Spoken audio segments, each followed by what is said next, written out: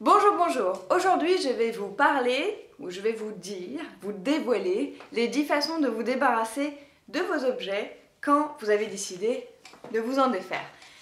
Il y a des façons beaucoup plus, il y a des façons rapides et d'autres qui prennent un peu plus de temps, mais voilà, chacun gère son temps comme il veut ou gère son désencombrement comme il veut. Donc je vais y aller du plus long, entre guillemets, au beaucoup plus rapide. Donc, j'ai fait ma petite liste. Le plus long, on va dire, c'est d'abord essayer de vendre le tout. Pour tout ce qui est, donc le premier c'est Le Bon Coin, par exemple. Pour tout ce qui est meubles, ça peut être aussi équipement bébé, ça peut être gros machin difficile à envoyer par la poste. Vous voyez ce que je veux dire? Ou, je sais pas, ça peut être si vous avez 20 millions de seaux, ou 20 millions de pots de jardin, ou des plantes que vous voulez donner, etc. etc. Il y a de tout, hein. Des miroirs. Donc voilà, mettez ça sur Le Bon Coin. Un truc pour que ça parte plus vite, soyez au prix ou un tout petit peu moins cher. Comme ça, vous êtes sûr que dans les 2 jours, vous avez un appel. Laissez votre numéro. Avant, je ne laissais jamais mon numéro. On me contactait très rarement par email. Quand j'ai commencé à mettre mon numéro, pour la même chose, on me contactait directement. Donc c'est la petite astuce, laissez votre numéro. Ensuite, moi toutes les 2 semaines, normalement une annonce de Bon Coin dure 2 mois. Ce que je fais personnellement, c'est qu'au bout de 2 semaines, je la supprime pour la remettre, pour qu'elle soit de nouveau visible en haut. Et j'en profite, si maintenant je me rends compte que ça part pas ou qu'il n'y a pas beaucoup de vues, parce que vous pouvez voir les vues, je descends un petit peu les prix ou je fais des photos meilleures. Ensuite, pardon. Deuxième point de vente, eBay. Donc pour tout ce qui est petit. Donc vous pouvez essayer de vendre vos livres, mais ça part très mal. Ça peut être vos vêtements, si c'est des vêtements, je sais pas moi, du Calvin Klein, etc. Vos montres, ça peut être vos DVD. Voilà, un peu de tout, tout ce qui est petit. Vous pouvez faire des lots de jouets, même si vous vendez des jouets. Voilà, eBay, c'est pas mal, ça dure aussi du temps. Vous avez les frais aussi pour eBay. Donc voilà. Ils font beaucoup d'offres où vous pouvez mettre 50 ou 60 annonces par mois gratuites. Donc utilisez ça. Faites bien attention à chaque fois que vous rajoutez un sous-titre et tout ça. Il y a à chaque fois des frais en plus. Donc j'ai envie de dire, pour être rentable, visez le minimum. Puisque de toute façon, les gens ils s'en foutent s'il y a un sous-titre ou pas. Ensuite, numéro 3, les vides-greniers. Alors, les vides-greniers, ça prend du temps dans le sens qu'il faut quand même arriver à se dégager une demi-journée, une matinée, il faut se lever super tôt, 4h30, 5h, et il faut payer la place. Mais ça peut vouloir le coup, surtout si vous vous assemblez, enfin je sais pas comment dire, surtout si vous êtes plusieurs.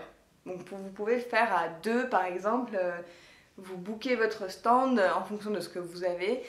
Et voilà, et là, n'hésitez pas à baisser les prix, même... bon, faut pas brader non plus, hein, vous n'allez pas vendre un truc que vous vouliez vendre 20 €, vous n'allez pas le vendre 50 centimes. Mais si pour finir, on vous propose 15 €, allez-y, dites-vous que c'est un truc en moins.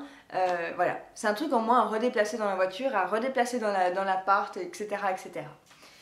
Ensuite, une autre façon de vendre, ou de donner, c'est...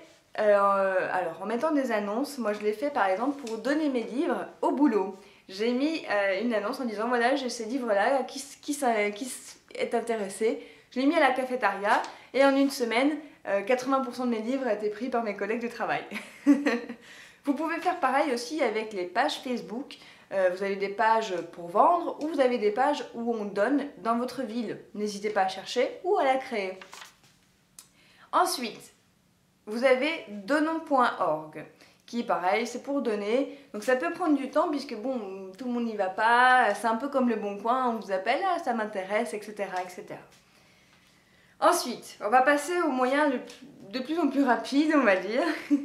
On a le numéro 7, pour tout ce qui est livres, DVD ou CD, vous avez les médiathèques et ou bibliothèques. Alors, attention, je vous vois venir, les grandes villes n'acceptent pas. Pourquoi? Je me suis renseignée. Parce que chaque livre qu'ils acceptent, ou DVD, etc., les livres, on va dire, c'est le moins cher, ils doivent payer 84 € comme droit de... pas droit d'auteur, mais droit de location. Donc pour chaque livre, ils payent 84 €. Donc très franchement, les grandes villes ont déjà la majorité des livres et ça ne les intéresse pas. Ils n'ont pas le budget pour ça. Ce qu'il faut faire, c'est en parler autour de vous. Moi, j'en ai parlé autour de moi et quelqu'un qui connaissait un bibliothécaire d'une petite ville, un petit village, c'est même pas une ville, un petit village paumé. Et cette personne a pris tous mes livres et CD. Pas les DVD parce qu'il en avait déjà beaucoup, mais les CD, oui. Et je pense qu'il ne paye pas, il ne le déclare pas tout simplement parce que l'administration est beaucoup moins stricte avec les petites villes puisque justement il faut quand même que le savoir passe dans les petits villages, dans les recoins et tout ça. Donc ils sont beaucoup plus flexibles à ce niveau-là. Donc cherchez dans les petites bibliothèques de villages. Voilà. Ensuite, on a Emmaüs. Donc pour tout ce qui est Emmaüs, alors ils sont un petit peu stricts, donc vous pouvez les appeler. À Montpellier par exemple, ils se déplacent, ils viennent chercher. Vous pouvez aussi vous déplacer, ils sont à Saint-Onès je pense. Je crois qu'ils sont à Saint-Onès, donc bon, un peu partout, regardez sur le site internet, il y en a un peu partout. Vous avez aussi les Restos du Cœur, qu'il y en a un tout petit peu partout. Vous pouvez très bien donner. Et en plus les Restos du Cœur, par exemple à Montpellier, il y a un centre spécial pour tout ce qui est bébé et petite enfance. Un autre pour tout ce qui est scolaire, fourniture scolaire, un autre pour tout ce qui est accueil des sans-abri, et donc tout ce qui est nourriture ou vêtements, etc., etc.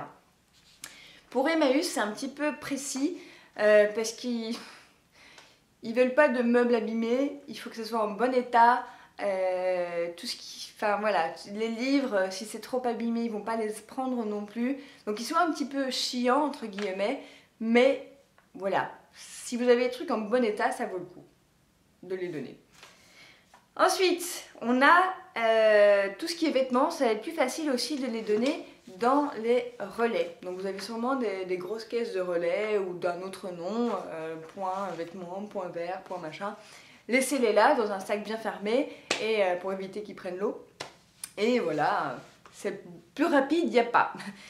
Niveau aussi pour donner rapidement, si vous avez la chance d'avoir une donnerie dans votre ville, ça peut être aussi un moyen très facile de donner vos choses. Donc renseignez-vous, cherchez Givebox ou donnerie dans votre ville, peut-être qu'il y en a une. Il y en a une à Montpellier, mais moi elle est à l'autre bout de la ville, donc ça ne me va pas. Mais cherchez, il y a moyen. Donc c'est quoi une donnerie? C'est vous voulez donner des choses, vous n'avez pas envie de vous casser la tête à comment faire, comment ci, comment ça, qui contacter, quelle association. Venez avec vos choses en bon état et vous les déposez. En général, c'est soit c'est dans une maison pour tous où on a une sorte d'étagère, vous déposez tous les machins.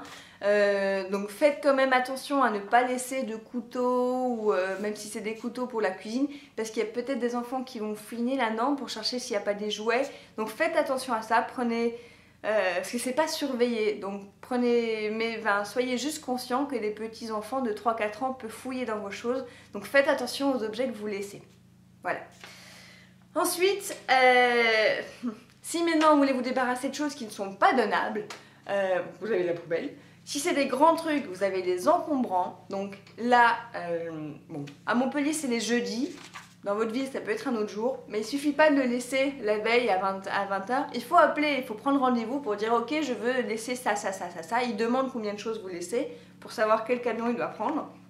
Et puis ils viennent, donc ils vous disent de le déposer avant 20h, après 20h, et puis ils viennent le matin. Il y a une machine à laver, ok génial. Bref. Ensuite, dernier point, si maintenant vous avez une décharge tout près, vous n'avez pas envie de laisser traîner dans la rue des fils de clôture, etc., etc., allez à la décharge.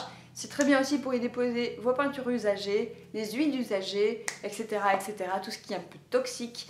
Voilà. Donc j'espère que cette vidéo vous a été utile. N'hésitez pas à donner d'autres astuces là en commentaire, si vous avez d'autres façons de donner. Il y a forcément aussi la famille, mais c'est un peu tricky, j'ai envie de dire, parce que il faut à la limite proposer quelque chose que vous savez que la personne recherche. Parce que si vous venez, moi je l'ai fait beaucoup de fois, je suis désolée, ma soeur et ma cousine, avec un t-shirt, ah regarde, je vais m'en débarrasser, machin. Le fait que vous se dites que vous allez vous en débarrasser, ils vont se sentir une pression de dingue, ils vont finir par l'accepter. Alors que si ça se trouve, ils n'en veulent pas et ça finit par les encombrer eux. Donc, regardez qu'est-ce qu'il recherche. Peut-être que vous avez quelque chose qu'il recherche. Donc, proposez-lui à ce niveau-là. Faites-lui en cadeau si vous voulez. Mais ce que vous savez qui ne va pas plaire ou qui ne convient pas au mode de vie, je sais pas moi, par exemple, vous avez une petite sœur collégienne, vous n'allez pas lui proposer un tailleur, hein. Donc voilà, débarrassez-vous du reste, n'allez pas encombrer votre famille. Je l'ai fait, j'en suis désolée, voilà. Et voilà, j'espère que vous avez aimé cette vidéo. N'hésitez pas donc à commenter, à aimer et à vous abonner pour plus de vidéos sur le minimalisme et bientôt du fitness. Oui, oui, ça arrive. Ciao!